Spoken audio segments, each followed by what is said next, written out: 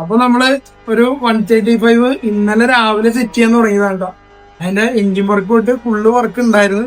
അപ്പൊ ഇപ്പൊ സമയം പിറ്റേ ദിവസം 2 മണിയായിട്ടാണ്. അപ്പൊ നമുക്ക് ഇന്ന് ഈ കസ്റ്റമറുടെ കല്യാണമാണ്. അപ്പൊ നമുക്ക് 6 മണിക്ക് കോട്ടയത്ത് വണ്ടി ഡെലിവറി കൊടുക്കാനുള്ളതാണ്. അപ്പൊ ഈ കണ്ടീഷനാണ് നിൽക്കണം. തീരുമില്ല എന്തായാലും നോക്കാം. കല്യാണ ചെക്കനും പെണ്ണിനും പോകാനുള്ള വണ്ടിയാണ്. അപ്പൊ ഇതിന്റെ ബാക്കി അപ്ഡേറ്റ് തരാം. ഓക്കെ.